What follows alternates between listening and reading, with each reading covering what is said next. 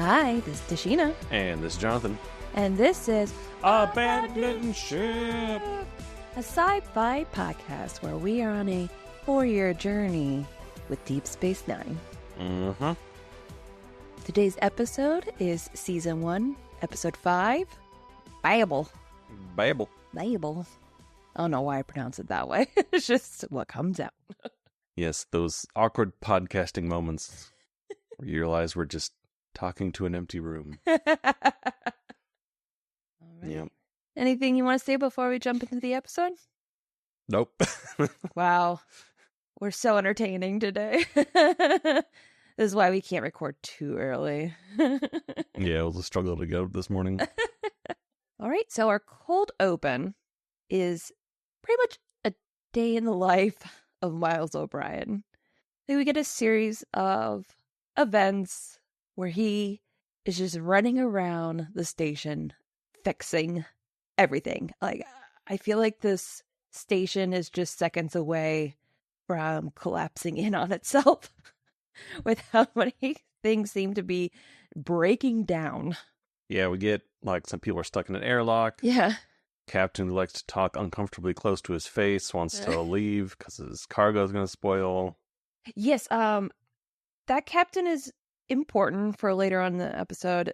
Is his name Jahil? Jahil. Yep. Oh, wow. I actually got that.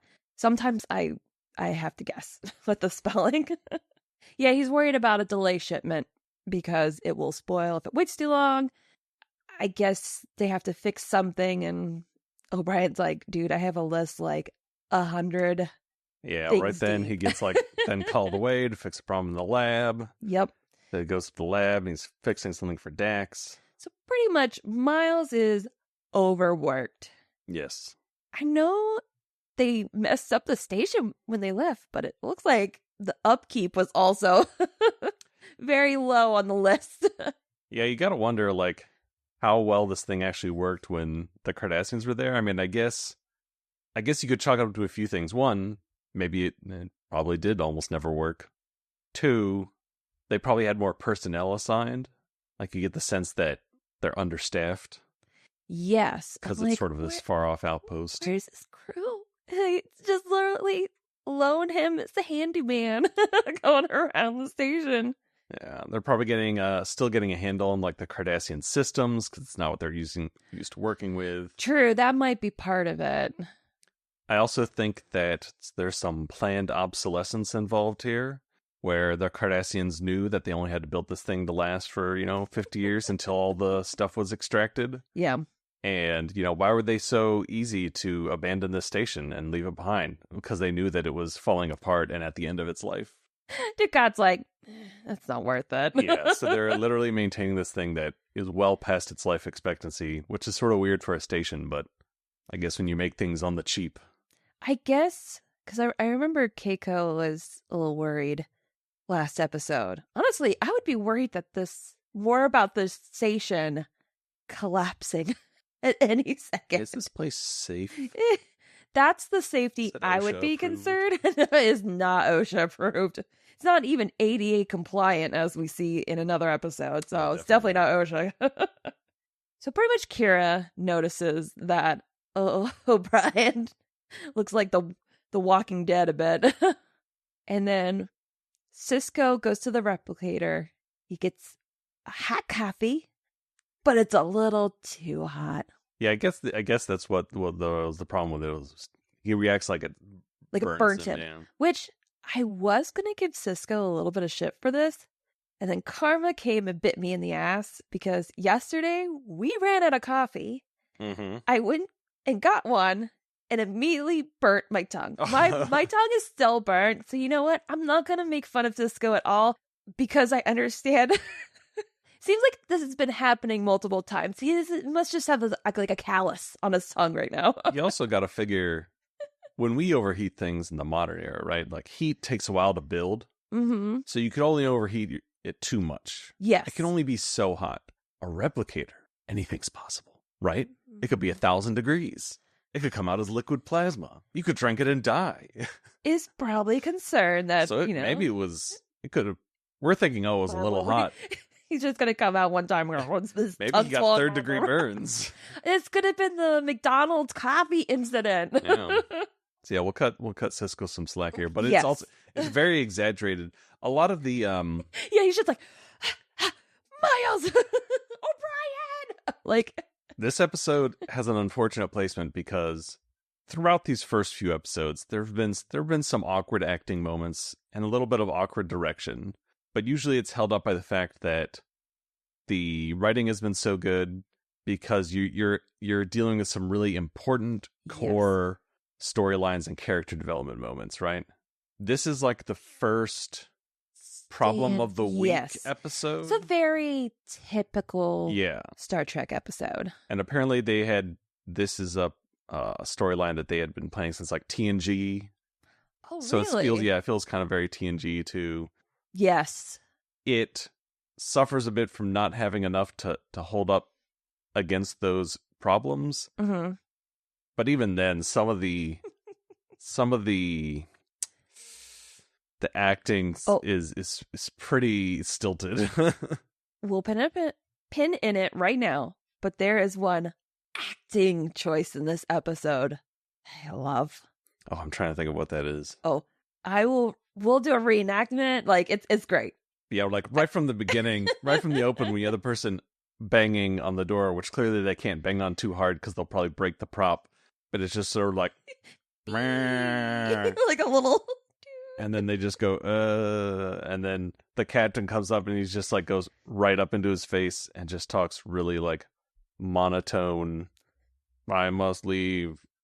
You could tell. I felt like it was someone who wasn't used to being in makeup, so they probably didn't know how to emote through their prosthetics. I give some grace to people that are wearing like heavy makeup and prosthetics because it's just right from the very right from the difficult. bat though. Everything's off, and then some of the interactions with like Cisco and O'Brien here are very exaggerated.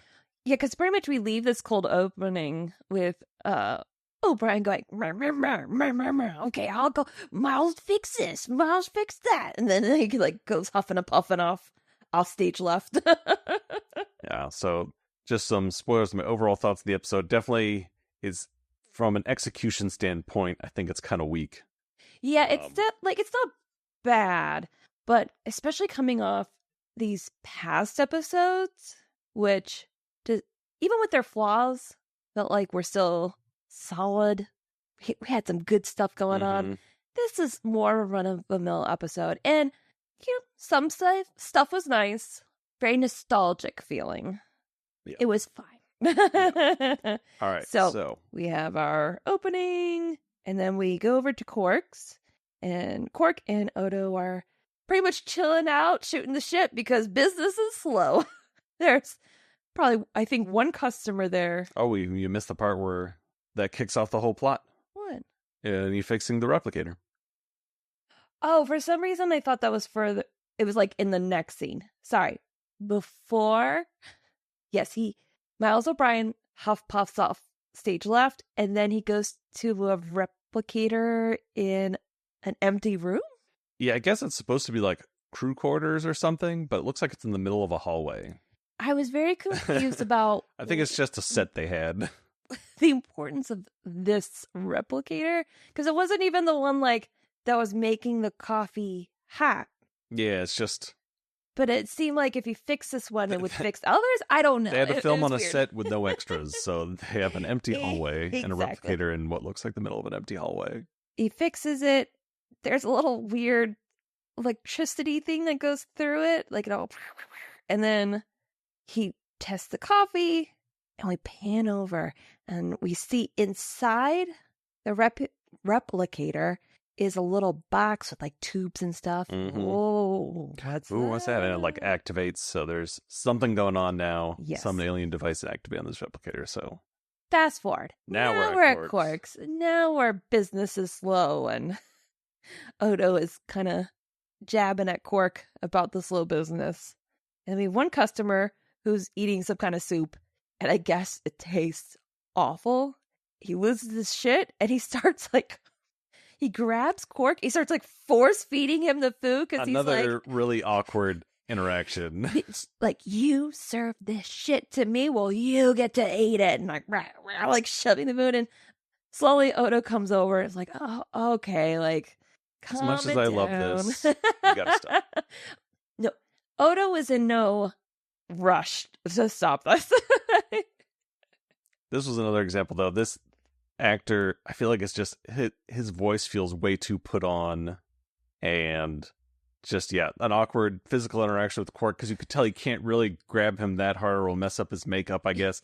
Also, he's grabbing him over the counter, so it's really awkward, and him trying to feed him the food because of the process. I don't know. It also looks weird. It made me laugh, but probably for the wrong reasons. Yeah.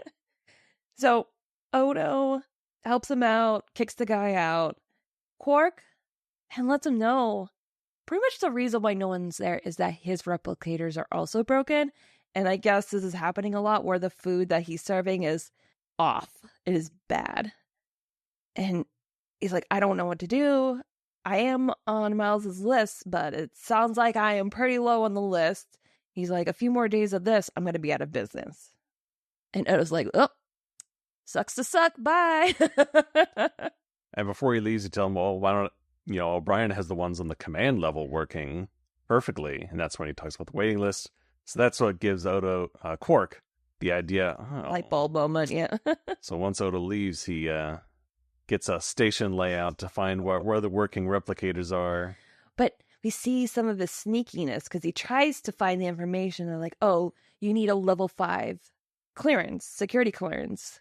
And so he goes in a little drawer and he grabs a couple of, like, I don't know, dials or whatever, things he shoves in the isolinear rods. Rods. Okay, he grabs those a couple like of chips rods. that Yes. they have on like Next Generation and Voyager and stuff. These are the Cardassian version. They're rods. Oh, the rods. Okay. He puts a couple rods in, and then all of a sudden it's like, access granted, and gives him all the information. Yep, so now he's got his plan. He's up to something. Go back to ops. I just wrote Cisco's happy about his lukewarm coffee. So I guess everything's fixed in ops. And then, him and Miles are just speaking about general stuff like the new school and Keiko. And all of a sudden Miles says, oh, something weird. Like a line that just doesn't make sense. And Cisco was like, what was that? And Miles is like, and then he's like, oh, I'm also feeling a little hot. And he leaves. And you're like, Cisco's like, just looks at him. This doesn't seem good. Go back to Quark. Oh, actually, first we're in the promenade because Kira and Dax are walking through the promenade. And pretty much Dax is getting catcalled by everybody. Like, hi, Dax. Oh, look at you, sweetie. Like, I don't know. It's just a lot of attention all of a sudden. And she's like, oh, I've been a dude for like 80 years. I forgot what it's like being a lady, and I like the attention. It probably would be a pretty significant shift going from an 80-year-old man to a young woman. And, not to hate on Curzon, but he didn't seem like the most handsome gentleman. It's weird because he's supposed to be like the ladies' man. True, maybe we did see him older. Maybe when he was in his 20s, maybe he was fly. True. And he was also getting the attention of the ladies. Either way, it's been a while. Well, as it turns out, Curzon was, I guess, more of just a womanizer. Yeah, from the story that Cisco told a couple episodes ago about the shenanigans him and Curzon would get into, I'm like, Yeah, Curzon definitely becomes one of those more uncomfortable subjects the more you find out about him. You're like, this man would not have survived Me Too. No. So I do think it's interesting, though, that Dax is like, oh, I like the attention. Which definitely is in line with what we've seen of her character. It's actually weird hearing this line this early, because this feels more in line with her as the show goes on. Yes. Whereas in the very previous episode, she was like, we don't seek these, we try to rise above these relationships. Now immediately she's like, actually, I like all this attention. It's like, those seem to be a bit in conflict. Yes. But that just contributes to my theory that she knew what she was telling Bashir was bullshit. She likes male attention, just not Bashir's. It's not that... Yeah. So they run into Quark, and we see business is booming. Everybody's back. And Quark's like, ooh, replicators are back online. Time to celebrate. Do you want me to get you ladies some dessert? And Kira's like, I need to go back to Ops, but Dax, if you want dessert, yeah, go for it. And then the smile that Dax gives, I'm like, that is our later Dax. Mhm. I don't know. She just gives us all like, ooh, Very, dessert. yeah. Just seems so excited. I'm like, okay, I Excited see and a little little bit glimmers. mischievous. Yes, little glimmers of our future Dax right there. Right, so we go back to Ops. And just for Miles looks like The Walking Dead. And he looks more like overworked, but just like really Looks sweaty like he has a fever. looking. Yeah. Yeah. And then it happens. He starts speaking full gibberish. But it's interesting. It's gibberish, but it's like the idioms from what was the race, the alien race? Temerians. Temerians. It's interesting. It sounded a little bit like that to me, almost like there was some weird pattern to it. Yeah, he starts talking gibberish, but it's not just like bleep, blorp, glorp, glorp. It's whole word replacement. Yes. So he's like, larks, true, pepper, let birds go further loose, maybe. Yeah. So it's like, yeah, it's not random sounds. It's just more like word substitution. And I think so the way they're able to do this from a writing perspective is all these lines are written, and the way they did it was they wrote what all of them were trying to say first. Oh, interesting. So, and then they chose words that had the same like pacing and cadence. That's why it sounds like there is Like they are some trying to rhythm say and pattern. something, Okay. yeah, and that allows. And then when they get in the script, they had in parentheses what they were trying to say, so that the actor could like convey it. Got it. Okay. So I think that's how they are able to achieve this, like how it feels. We've kind of crapped on some of the flaws Right. of this episode, but I do think that was a highlight. Yeah, the I concept like the is way they wrote that. Because, yeah, it's almost like I'm so close to understanding what you're trying to say, but, and the barrier doesn't seem that far, but it is. And so it's equally frustrating. Like, it's very frustrating. And even, it's kind of sad because, Kira, everybody's like, what? You're talking at gibberish, like, what's happening? And Miles just looks confused and runs up and he just says, when? Like, it sounds like, I don't know, it just got to be. It's just like a very sad moment. Yeah, a sad moment. So we go to the infirmary. Because Brian's thinking at this moment, damn, I'm going to be really behind schedule now.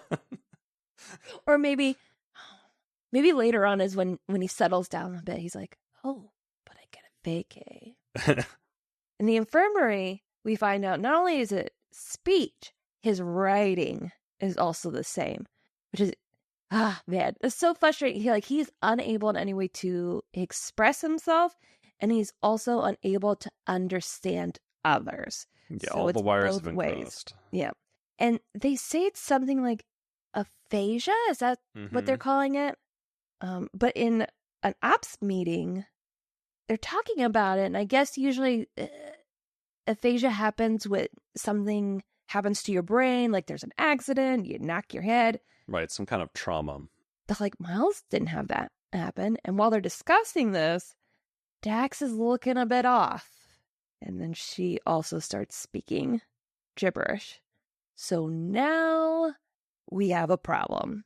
Yeah, one person is a curiosity, two people is a problem. So back in the infirmary, they are talking about this. Aphasia can't spread. So this is where they figure out this must be something else, another virus that has the attributes, the symptoms of aphasia. It's mimicking it. And now, I'm sorry, this is a trigger warning to all of us who survived 2020 and COVID. Oh, yes. It's quarantine time. A very half-hearted quarantine.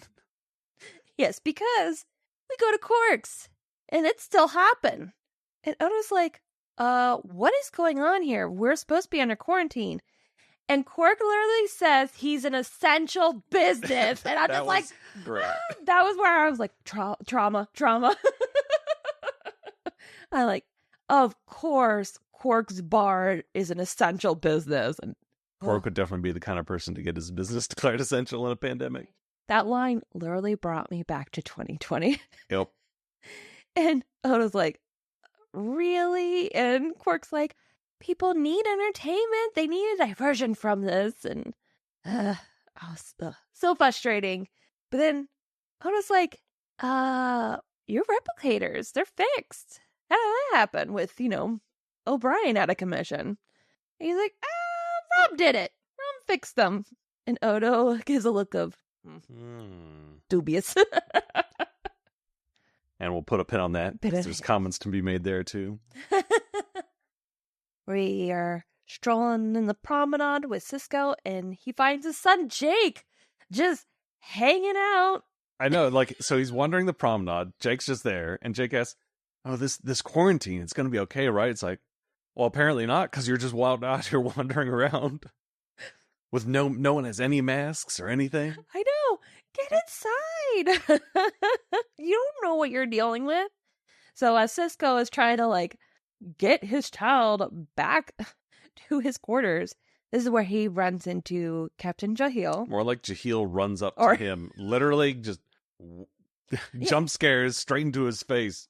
I need to talk to you. He did a peekaboo moment in the scene. He pretty much he just wants to leave immediately. He's like, me and my crew, we're fine. We're not affected. And my shipment is going to spoil. We just need to leave. And Sisko's like, no, buddy, we're under quarantine. And pretty much Jahil is afraid. He's afraid he's going to get sick. And again... Then you shouldn't be wandering the promenade. Again, 2020 just coming back to me. Yep. It's all coming back. We have radios for a reason. Talk to me on FaceTime. Don't be out here getting sick. So we go to that empty ship's room, I guess, with a replicator. We follow Odo. Quark. Sorry. We follow Quark. Pushing a little But cart. actually Odo, but we don't know that yet. He's pushing a little cart. Mm-hmm. Goes up to the replicator, asks for something, and surprise! The cart is Odo. Again, another case of Odo being manhandled while imitating an inanimate object. Does he enjoy Quark pushing him around? This is the second time Quark has handled Odo. Yep. Just They have a very close bond. I'm going to have to keep tabs on this. Yeah, we're at number 2 now. So yeah, we'll keep a tally. And Quark, I'm just hanging out here. I love the comment he makes after Odo materializes. He doesn't miss a beat. He just says, I thought the front wheels were sticking a bit. And then Odo's like, why didn't you just ask? And Quark's like, why ask when he can just take? Oh, Frankie proverb. He's like, how did you catch me? And Odo's like, Rom's an idiot. There's no way he could have fixed the replicators. Which is interesting, because Yes.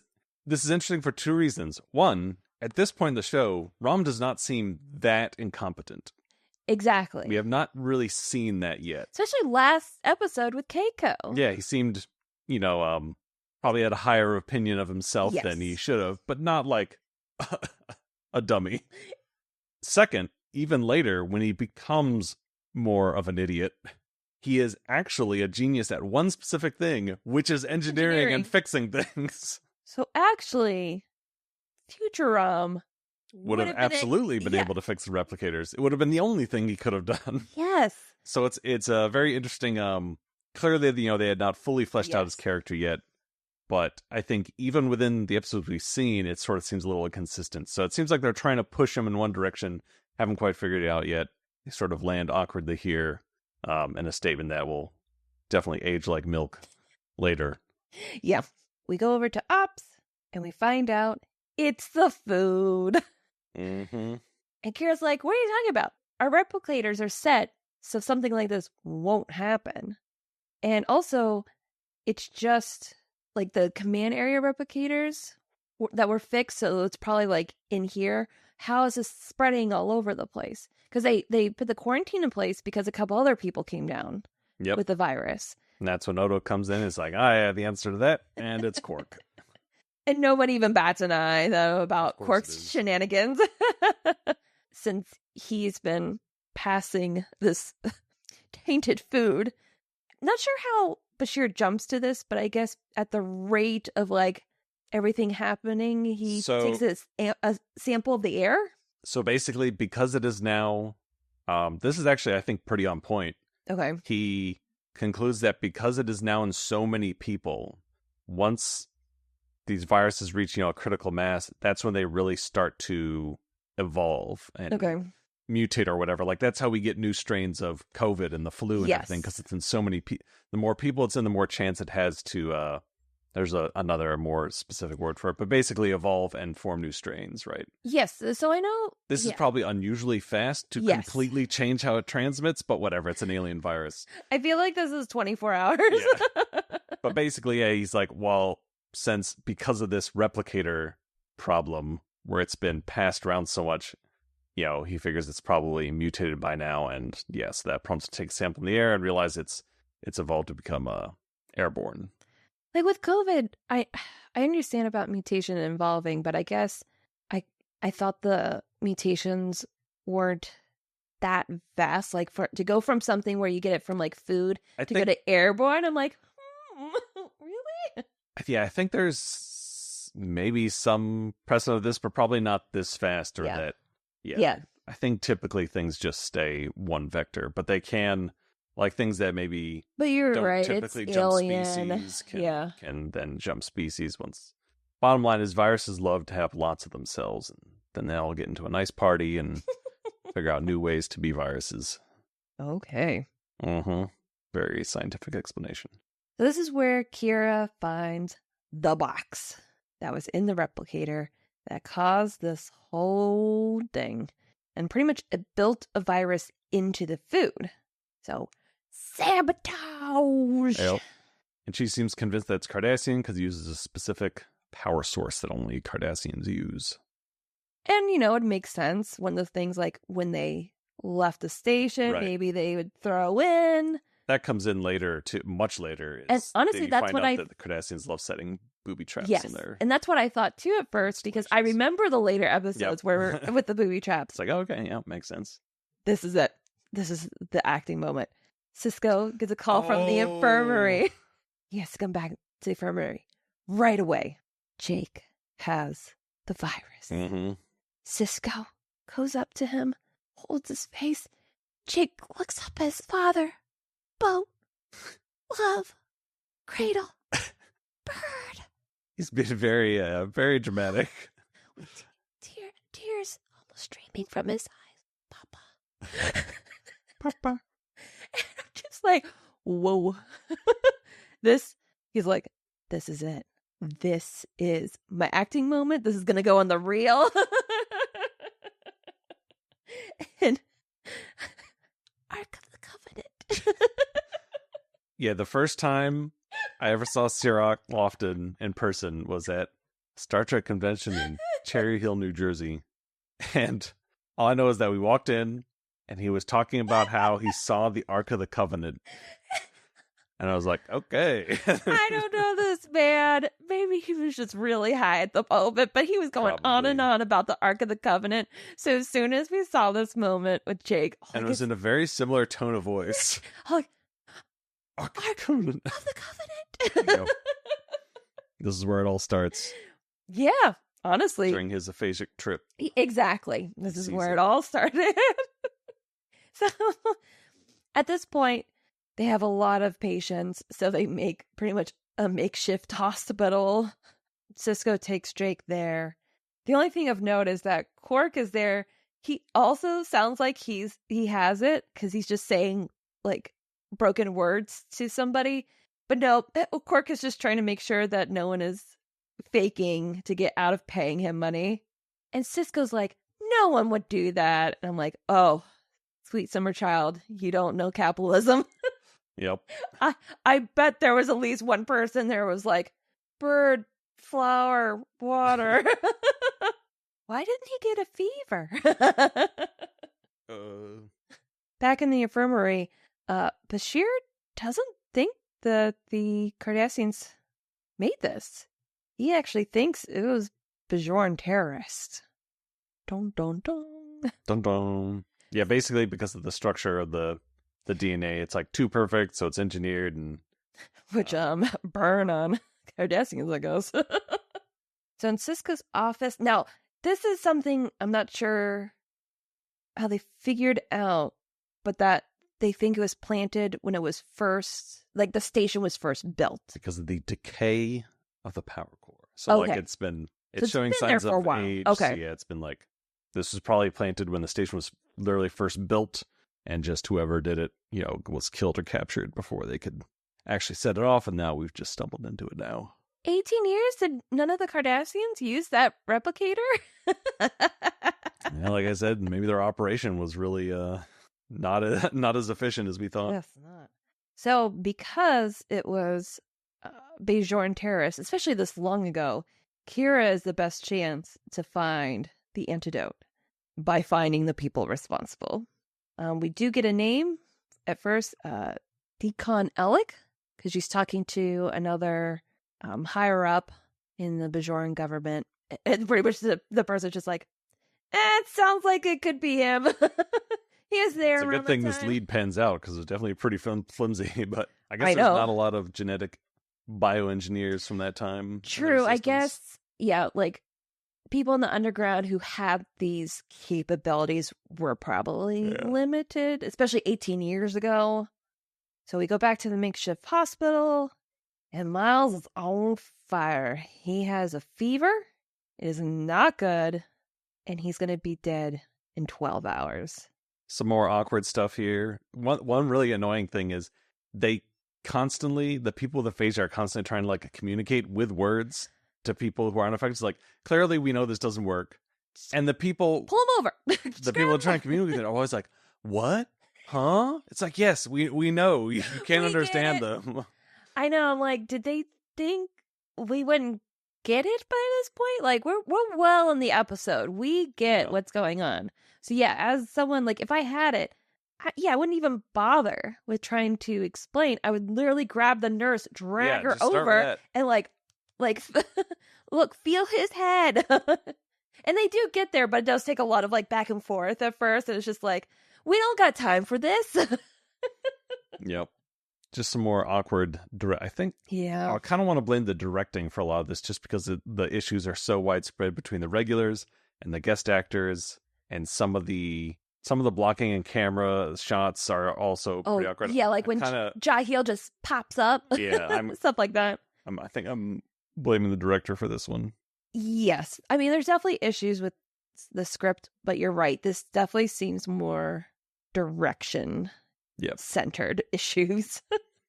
So we go back to Ops, and Sherlock Kira is still on the hunt for her man because she finds out Deacon is dead. He died about 9 years ago when he was captured, and there's a Bajoran that signed the death certificate. His name is Sormek. Yep.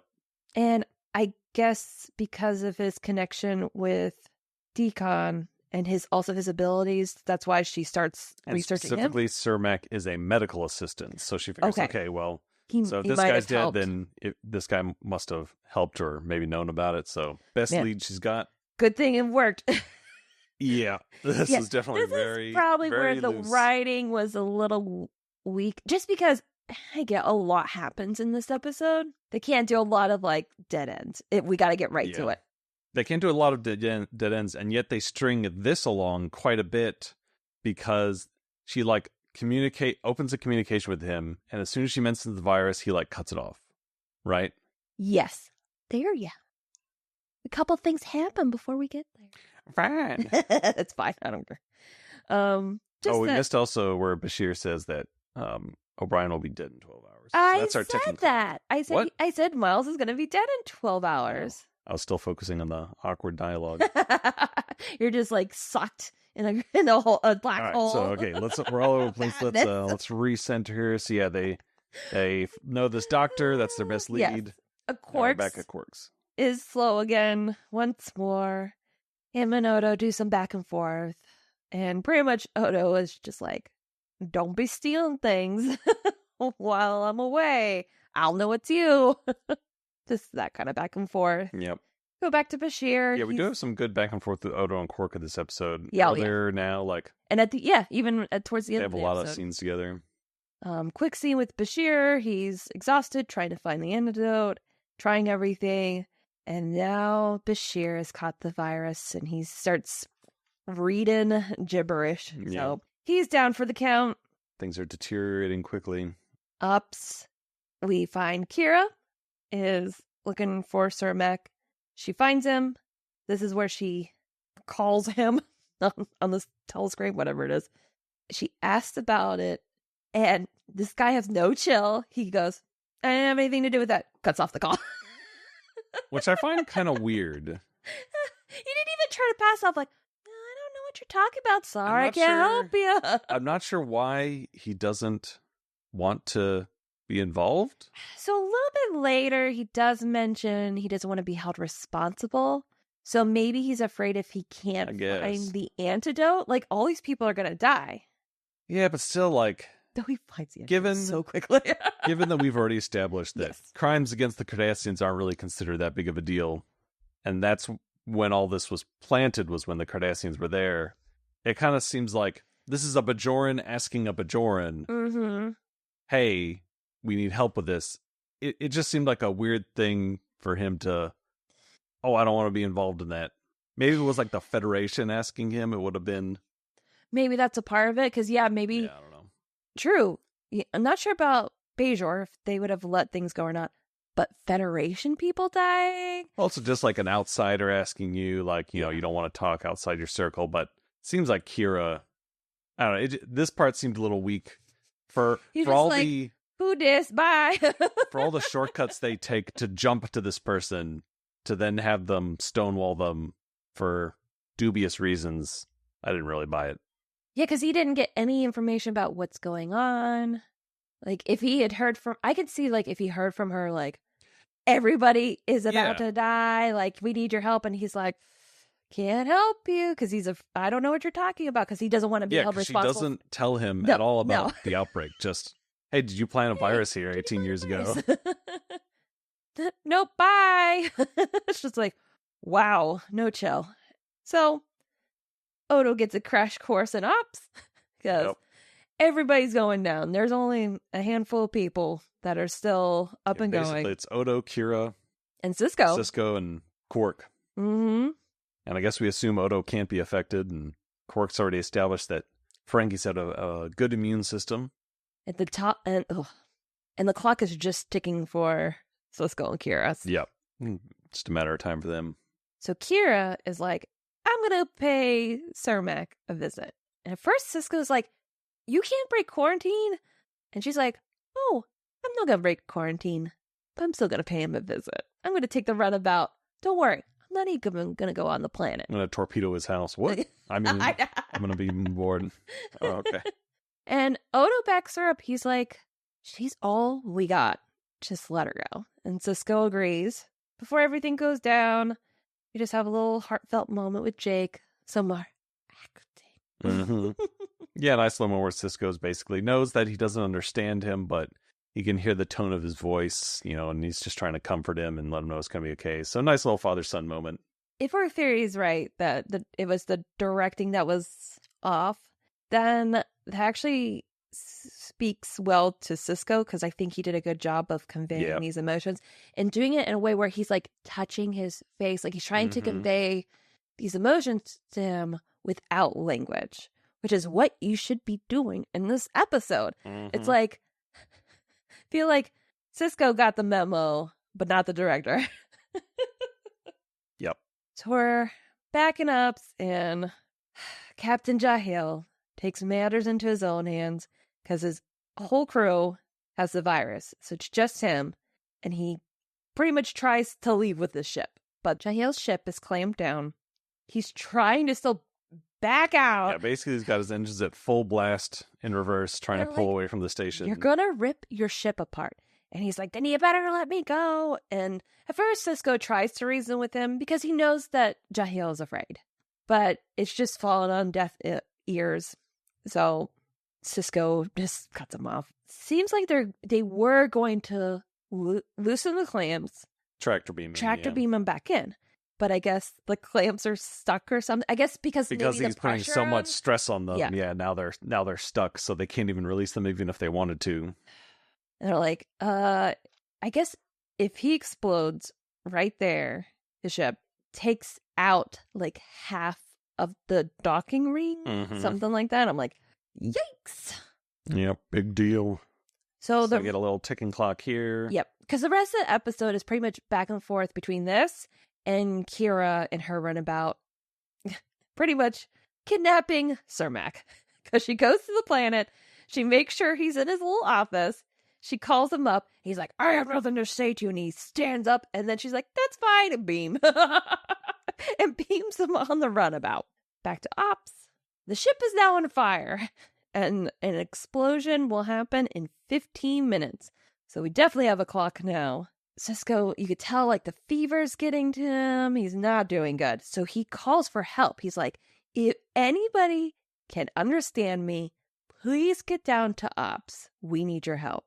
Odo has to blow up something manually, like by the ship, I guess, to release the clamps. Yeah, there's some sort of manual release at the airlock. But he has to be beamed over. And this is when Sisko starts speaking in gibberish and I guess passes out, which is weird. Like he just like slumps over or something. And so the rest of the scene in ops, I was cracking up because Sisko's just like slumped over the computer while everything is going on. It came on real fast. So Sisko is out. Back with Kira. She's pretty much calling him out. I know you had something to do with this. I know you helped. And Cermak's like, I'm not responsible. And also, I don't have an antidote, so I'm useless. And she's like, then come back, look at our information, make an antidote. And he's like, no. And she's like, okay, bitch, help yourself then. Cough, cough, because you have it now too.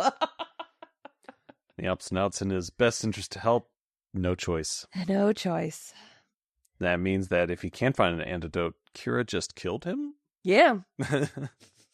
I mean, but she's dying. She don't care. Yeah. Back at ops. Quark to the rescue.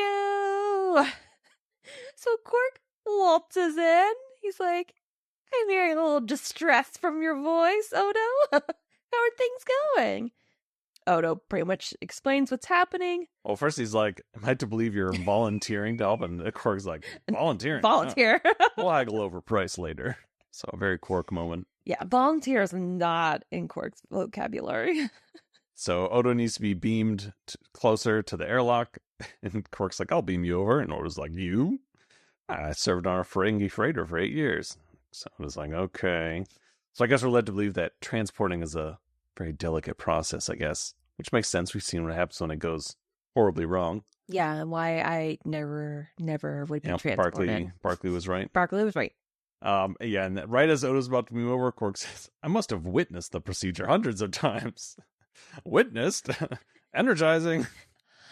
Nice little comedy moment. Yeah, and I love moments when characters are able to do something they usually don't.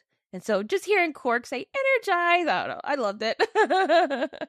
It's also, what's nice about this as a moment of humor is it's not just humor for the audience's sake. Like, he is teasing Odo.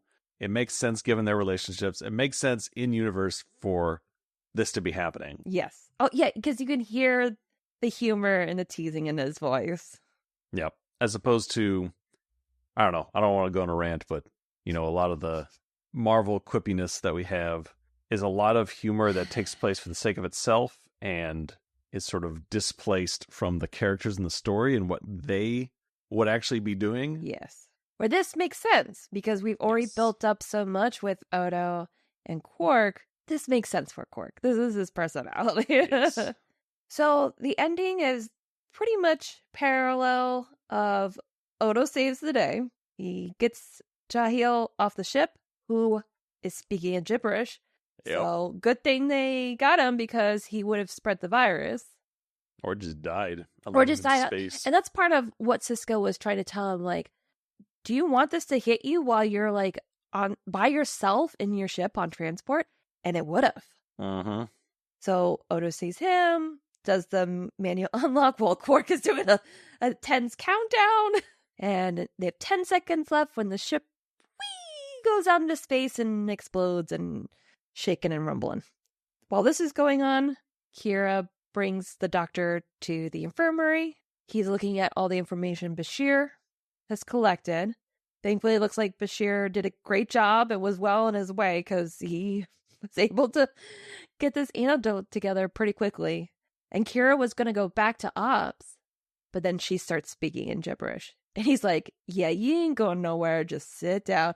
And there's a part of her, even though she got this virus, there's part of her that looks, she just sits down and goes, I don't know, just like, my job's done. I could just sit now, you know?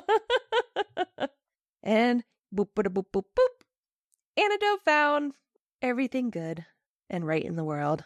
Yep, all gets resolved. Everybody gets their vaxes. And everybody is fixed. And we end with everything right in the world on Ups. But poor Cisco burns his tongue again. The end. Even the ending, too. I don't know. The whole thing felt off. Yeah. O'Brien.